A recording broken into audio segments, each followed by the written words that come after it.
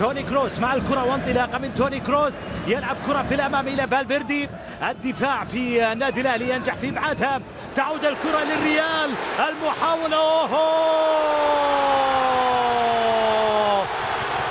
بشكل رائع وبصورة رائعة. هذه المرة أخطأ من أمام فينيسيوس، يتمكن مع الريال من تسجيل الهدف الأول.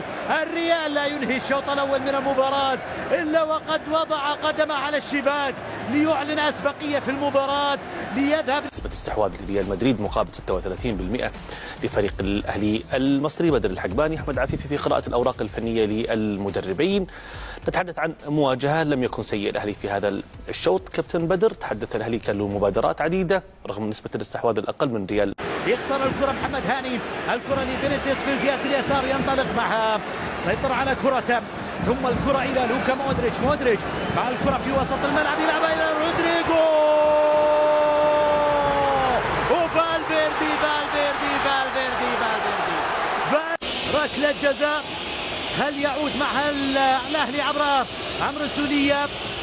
ركلة الجزاء، الحكم ضبط اللاعبين خارج منطقة الجزاء ويعطي الإذن لتنفيذ ركلة الجزاء.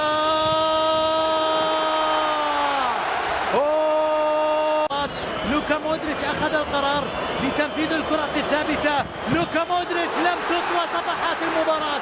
الشناوي يتألق، برافو يا شناوي، يتألق، يبعد الكرة عن مرمى الأهلي ويقدم الثمن للعودة ويقدم فاتورة العودة. جواميني هم يعرفون اللعب في الدقائق الأخيرة، هم أفضل من يلعب الدقائق الأخيرة. الريال لا شك في أن عناصر الأهلي تعود الكرة للريال. قلت لك بأنهم أفضل من يلعبون الدقائق الأخيرة، قلت لك هم أفضل.